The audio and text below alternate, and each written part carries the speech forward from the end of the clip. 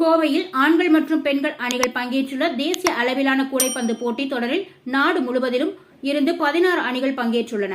CRI pump கோப்பைக்கான பெண்கள் பிரிவு மற்றும் நாச்சிமுத்து கவுண்டர் கோப்பைக்கான ஆண்கள் பிரிவு என தேசிய அளவிலான கூடைப்பந்து போட்டிகள் கோவை நேரு உள் விளையாட்டு அரங்கில் துவங்கியுள்ளது.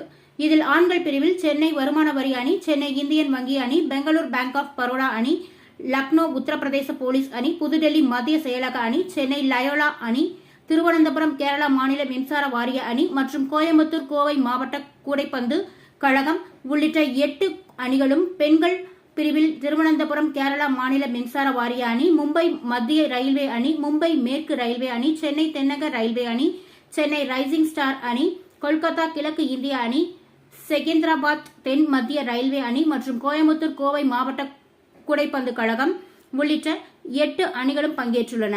முன்னதாக நேற்று மாலை நடைபெற்ற துவக்க போட்டியின் ஆண்கள் பிரிவில் சென்னை வருமான வரி அணி மற்றும் கோவை மாவட்ட கூடைப்பந்து கழக அணிகளும் மோதின. துவக்கம் முதலே மாறி மாறி தங்கள் ஆதிக்கத்தை செலுத்திய நிலையில் சென்னை வருமான வரி அணி வீரர்கள் லாவகமாக விளையாடி பந்தை கூடைக்குள் செலுத்தி 88க்கு 75 என்ற புள்ளி கணக்கில் வெற்றி பெற்றனர். அதைத் தொடர்ந்து நடைபெற்ற இரண்டாவது போட்டியில் புதுடெல்லி மத்திய செயலக அணியை எதிர்த்து விளையாடிய கேரள மாநில மின்சார வாரிய அணி வீரர்கள் 64க்கு 55 என்ற புள்ளி அடிப்படையில் வெற்றி பெற்றனர். இதேபோல் CRI பம்ப்ஸ் கோப்புக்கான முதல் போட்டியில் கேரள மாநில மின்சார வாரிய அணியை எதிர்த்து கோவை மாவட்ட கூடைப்பந்து கழக அணி விளையாடியது.